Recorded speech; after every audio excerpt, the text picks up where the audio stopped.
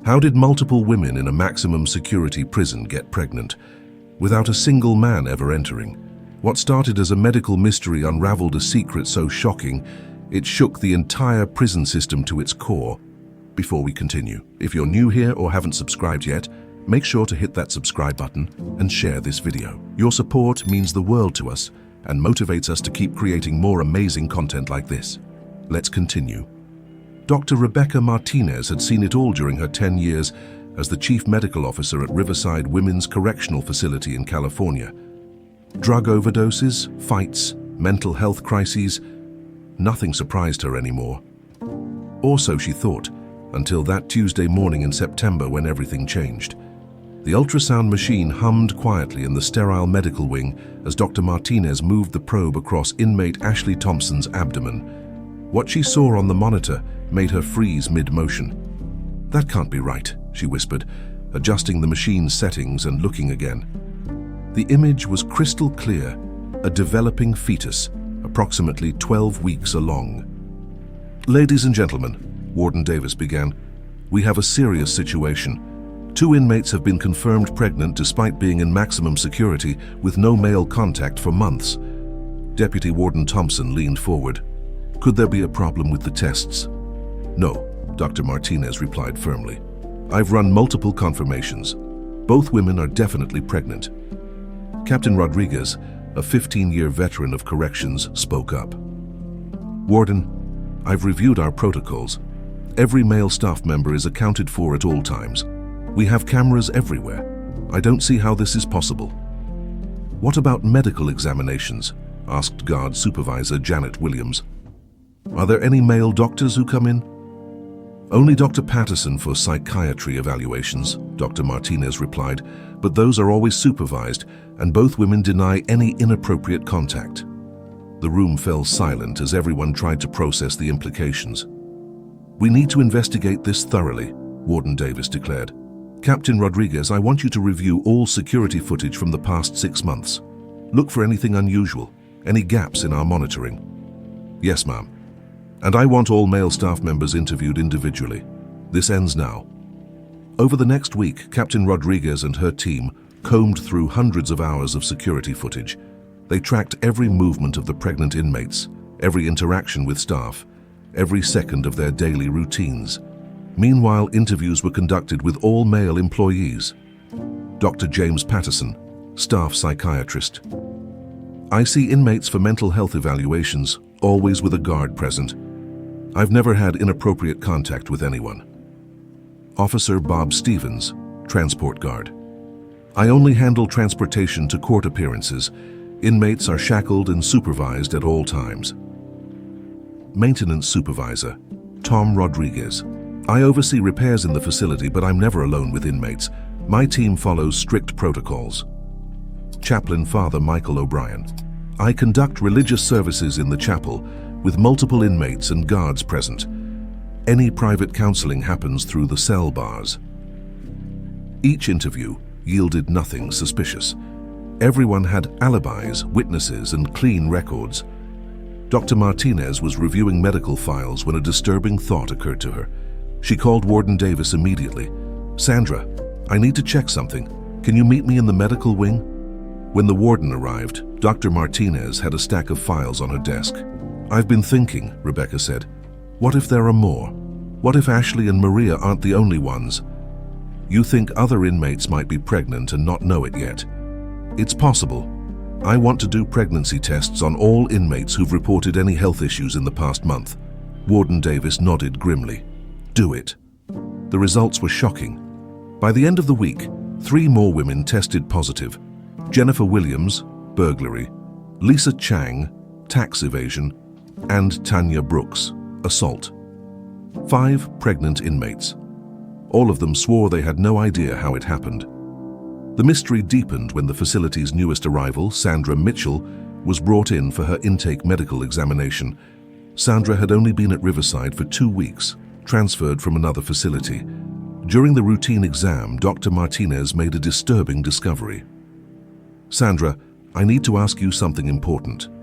Have you had any unusual experiences since arriving here?" Any gaps in your memory, feeling unusually tired or waking up feeling different? Sandra shifted uncomfortably. Well, there was this one night. I felt really strange the next morning. Disoriented, you know, and my cellmate Tanya said I was talking in my sleep, but I don't usually do that. When was this? About a week ago. Why? Dr. Martinez's blood ran cold. She had a terrible suspicion about what might be happening. That afternoon, she called an emergency meeting with Warden Davis and Captain Rodriguez. I think I know what's happening, Dr. Martinez said, and it's worse than we thought. What do you mean? Warden Davis asked.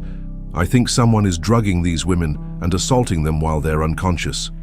The room went silent. That would explain everything, Captain Rodriguez said slowly. The memory gaps, the confusion, the fact that none of them remember anything. But who? Warden Davis asked. We've investigated everyone. That's what we need to figure out, and we need to do it before someone else becomes a victim.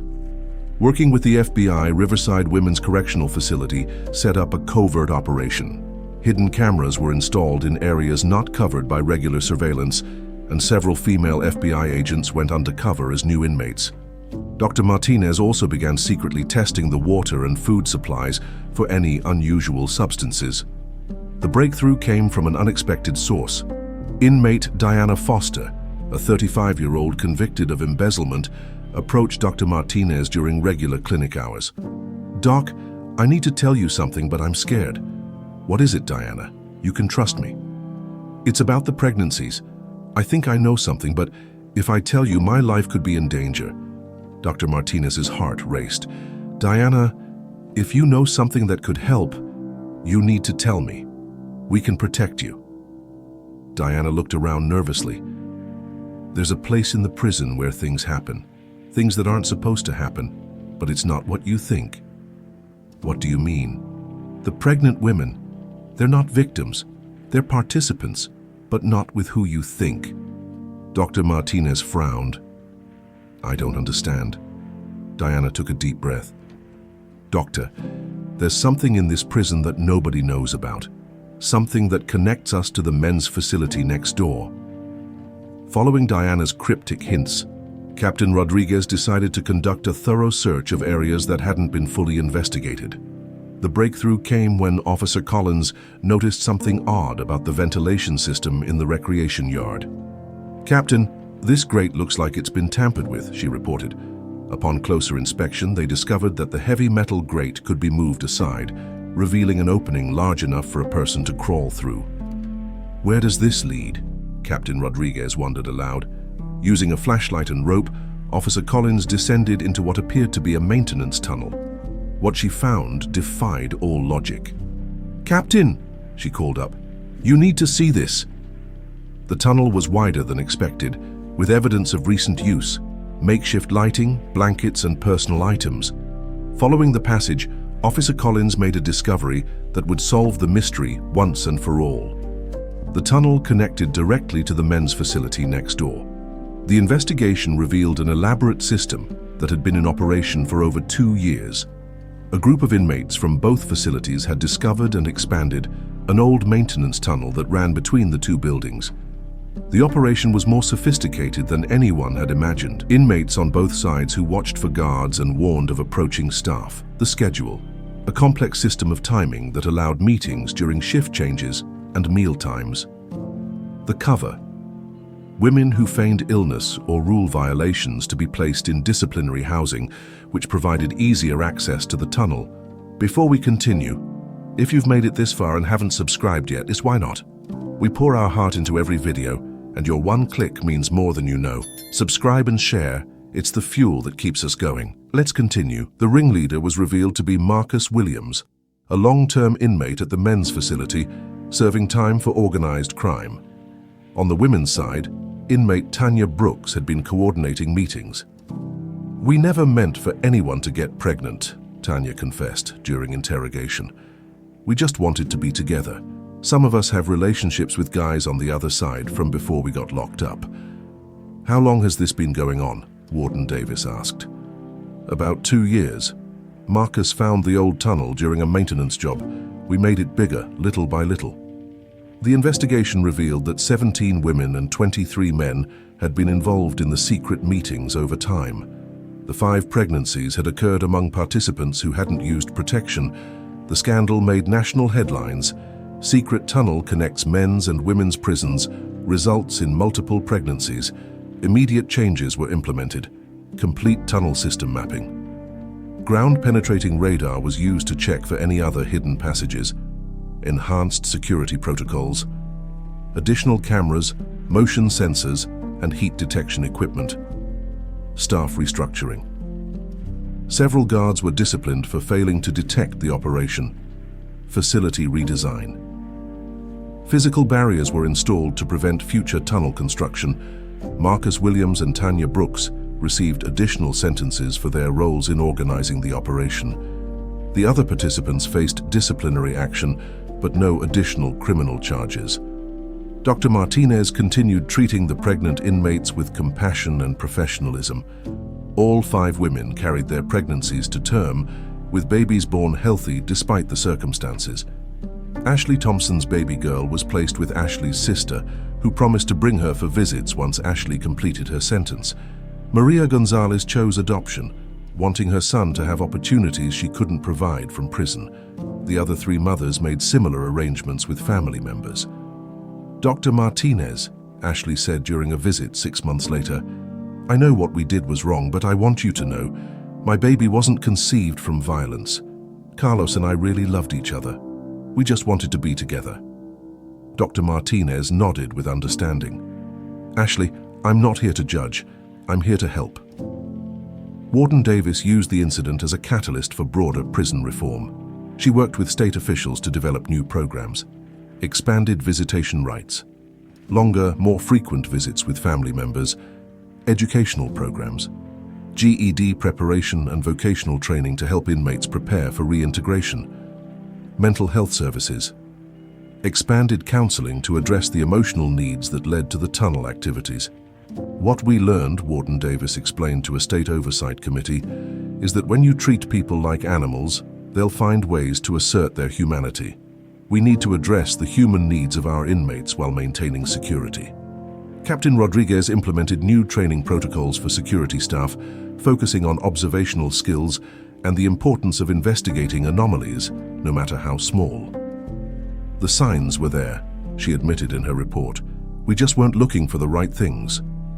2 years later, Dr. Martinez published a paper in the Journal of Correctional Healthcare titled "Hidden Connections: Understanding Human Relationships in Correctional Settings."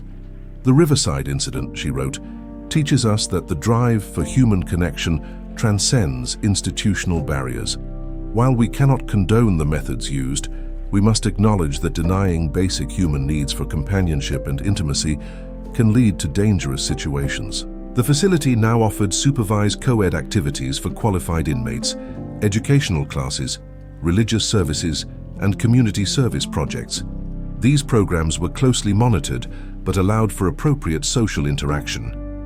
Recidivism rates at Riverside dropped by 23% in the following year, attributed partly to the improved mental health of inmates who felt more connected to their humanity. Ashley Thompson was released after serving 18 months of her 2-year sentence. She had completed her GED in prison and enrolled in community college to study early childhood education. "I want to work with kids," she told Dr. Martinez during a follow-up visit. "Maybe help other young mothers who've made mistakes like I did." Carlos Mendoza, the father of Ashley's child, was released 6 months later. The couple married in a small ceremony attended by both families. "Prison was hard," Carlos said, "but it taught us what really matters. We're grateful for our daughter and for the chance to do better." Maria Gonzalez became a peer counselor in prison, helping other inmates deal with pregnancy and parenting issues. She maintained contact with her son's adoptive family and would have the opportunity for custody when she was released.